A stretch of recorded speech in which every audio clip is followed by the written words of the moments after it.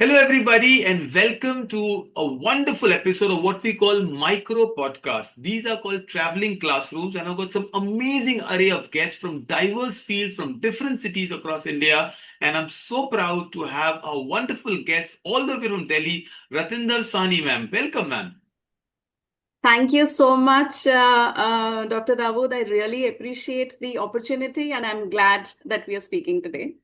I am so honored and privileged to have you as a guest. And as we begin, these are micro podcasts in the age of small information, bit size, teenage, Gen Z, Instagram style. So we keep our conversation relevant. Ma'am, I would love to just know about the idea that you are already a teacher, an ex-faculty, and now you're doing something with career. And I can see the career mind ed. Just give me a little, peek into what is this. This is Career Minded, a platform for students. Since I was a faculty with the school for over 2.5 decades, I've spent my life there. So I have seen these challenges, very often that students are perplexed about what streams to choose, once they're in class 10th, and they're at a very crucial juncture where whatever they decide stays for life. You cannot go True, back and true. undo some of the things. Yes. So that they need that kind of hand holding or probably an expert advice, so that they can make an informed choice. And this is also to create awareness amongst parents that the kind of niche professions that we often think of that they do well, but that's a story which Yes. has lived its life now. The So shelf life of going that story is over. right, and with AI disruption in the scheme of things now, I think the narrative needs to change as well. So this is a platform from that perspective, where I get my educator experience into play, and I can guide students make informed choices, what kind of degrees they should go for, what kind of careers would be emerging, new age True. careers, and this narrative needs to be redefined, re-scripted, I think. I So love the way, this is there's my always a attempt towards poetry. that.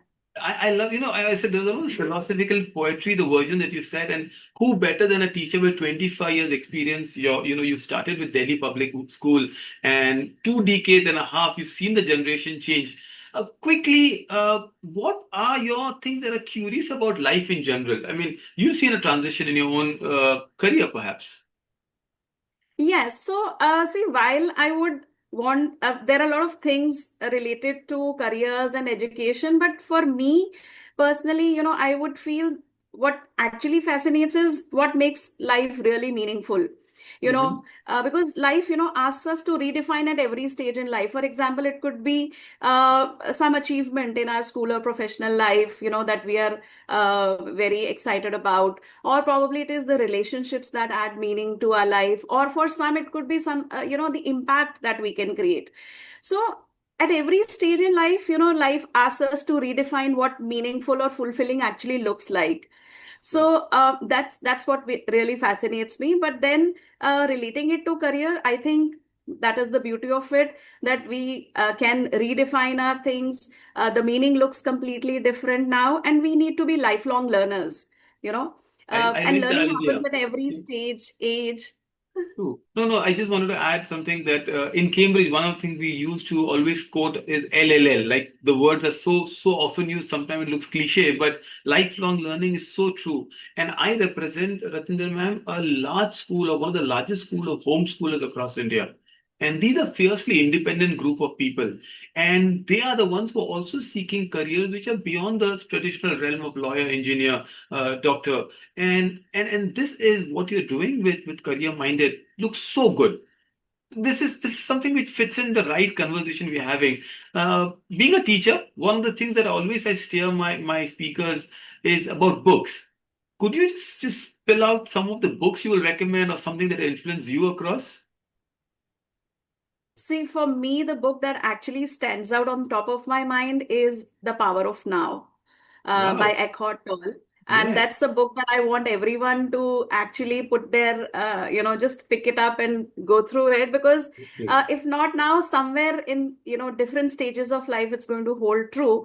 Because either we are living in the past or we are living in the future. Both are, one is lived, Yes. dusted, gone. The other is yet to arrive. And, we don't have control over either. But the now, which we actually have control over, we are not present in the present, I would say. True. Constantly we are bogged down by things which have gone, things which are yet to arrive. So this True. moment gets missed. Where is the now? Where So is the this now? now can Where? shape what's to come. So I think I resonate a lot. And till date, believe you me, I keep getting insights from this book, and this has held me in good stead. So this is a good I think recommend. this is an amazing book. And one of the things that I've read a quote which says that it's called present because today is a gift. And somehow we don't Right, appreciate it. And one thing about the right. book, I always go and tell people about Eckhart Tolle. I said, he's the Sadhguru of Europe. I've spent enough time in Isha Foundation in Coimbatore, understanding the alternative schools that I work with. And I see the same resonance what Eckhart Tolle puts in his book. So it's a lovely book. Being a Yes. teacher, Ratinder ma'am, I mean, over the decades, you've seen students come and shift. You've seen subjects come and change. If there was something that you would wish to schools do a little differently today, in terms of subject, in terms of pedagogy, what would your advice be? Having spent my quite a lot of time there in school, I think what we actually need to emphasize is critical thinking. I would say critical thinking is very critical. That is non-negotiable at this juncture. Yeah. We are not giving as many opportunities for students to think. We are not putting them in situations where they actually need to come up with solutions. Think creatively. The scope is very limited. We are binding them to the academic pursuit. We are not giving them, throwing real life challenges and challenging them to come up with solutions. So that is something that I feel that we need to have more thinking classrooms, beyond the textbooks, which are going to hold them really well in the life. And that is how education can truly relate well to life. If I may add here that two Mhm. lines of Albert Einstein, they really, encourage me that education is not the mere learning of facts, but training the mind to think. Wow. So that thinking, I feel that needs to be pushed more in schools Yeah. beyond the academics. Also, he did say that, imagination is more important than knowledge. Wow. So It's these two beautiful. lines, I think, beautifully sum up what education should actually look like. Wow. So No, there I it's very feel, nice thing that you said. that we don't have thinking classrooms as such. I think put your thinking caps on is what we heard our teachers say so often, and yet we don't teach them how. As a Right. part of NEP, also critical thinking and creative thinking are so essential, Ratinder ma'am. And I think coming from you and someone who's steering careers of the students, it is absolutely amazing. We are so much inclined towards rote learning, and unfortunately, one of the schools complaints that I keep getting in homeschoolers communities, schools रटा रहे हैं हमारे बच्चों को. So if there was Right. one skill that you would want us grown-ups perhaps or children to master along with the thinking skills, what would that be? You think the skills are very essential, the thinking, critical and creative thinking? Is that what you're suggesting? Yes, yes, very important. But another dimension to it could probably be collaboration, and Okay. effective communication skills. We are not giving them as much opportunity to collaborate. The end goal of schooling, if you see currently, or education, is not that we have to make them, just aware about what has happened, or probably, we have to make them industry ready. We have to make them future ready. But our kids somehow are not being future ready. They're not industry ready. Those Yes. Yes. collaborative skills, those communication skills, critical thinking, creativity, innovation, that somewhere I feel that needs to tie up well, so that once they are out of school, they can actually navigate life more responsibly, more intelligibly, with better choices. And industries are also looking to absorb people who are coming industry ready. So all these things I think will tie up beautifully, through things, which can really give impetus to such kind of skills. I would call them This 21st futuristic wonderful. skills. 21st century skills. I think that is what. So one last question, Ratinder ma'am. I mean, you've been, I love the way you're focusing a lot of things. I think students should reach out to you for career-minded ideas, and probably I have a whole homeschooling community who would love to hear because your thoughts are very articulate and yet very balanced. In the next 20 years, we see a lot of disruptions happening in the world. You met a lot of people who change their careers. What are two careers that are really emerging out? And you say, oh, if you are looking at this, these are the fronts that you should focus on. I mean, AI has been top of the town. We had an entire summit in your city, ma'am. I mean, we're jealous that Bombay Right. mein nahi hua and Delhi mein hua. But what are we looking at? What kind of careers are we looking at?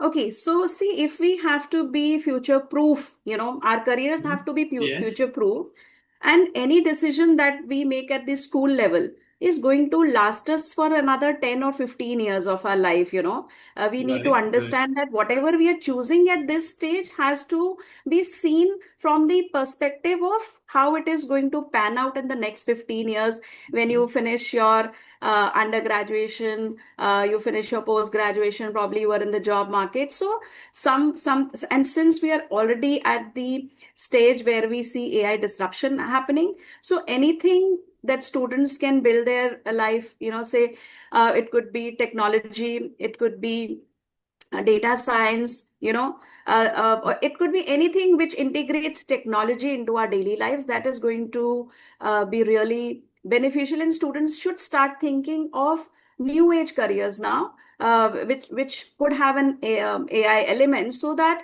the decisions that they make today are future proof, and they can actually give them a lot of not only success but a lot of satisfaction.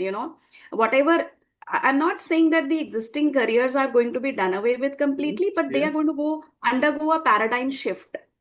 So Okay. how we How inculcate that we shift, how we integrate technology and AI into the existing careers, so that the future looks pretty bright and satisfied to sure. us. I Yeah. like the word you use, future proof. And Ratinder, I think some of the words you use. So here we are looking at two very popular cities, of course. So next time you are our guest in Mumbai, I will probably take you to Geo University, which is in the same region I am in, Navi Mumbai, and they're doing a lot of work on data science, and they'll love to host you as a speaker. And for a master class, when you do a longer session, when I come to Delhi, we're going to sit over coffee and I'm going to deep dive into your mind because you're doing something amazing. We always Right. end this podcast. This is a micro podcast for Gen Zs and young learners with something very interesting. So there's a trivia question coming away. Don't be alarmed. Ma'am, looking at you, okay, there are two options if I give you, right? One is to give up your mobile phone for 1 year or to give up for your chai, tea, coffee for 1 year. Which one would you choose and why? So you've got me there, I believe. So if I, analyze this question, I think if giving up tea or coffee, I know it might affect my mood and productivity, but I think I'll be giving up coffee or tea for a year rather than mobile, because, mobile is such an integral part of our communication, our work, navigating basically. So I think that won't be realistic, Okay, But if I okay. can leave, I can forego tea or coffee for a year. I think I'll Then come we can back to it survive without tea, and maybe after a there's a year. matcha, there's a boba. I don't know what are the versions, but I like, see, Ratinder ma'am, I love the way you created an answer and you use the thinking skills. So this shows that what you are suggesting, you're also applying, and that's how these questions are. Ma'am, thank you so much as a guest on this micro podcast that we call it, small segments. And I love to have you on the masterclass next time we do. But this was wonderful talking to you. Thank you so much, ma'am. Thank you, Dr. Dawood. The pleasure and honor is completely mine. And I'm glad, that we could have this session. I think, and I'm looking forward to more such deep dives and sessions, and any which way, I could be of help to the society at large, to your homeschool venture and other things. It's our pleasure, and we love to hopefully more parents look at this wonderful work you're doing and connect with you. Good to see you. Thank you so much, man. Bye bye. Thank you. Thank you. Good day, everyone.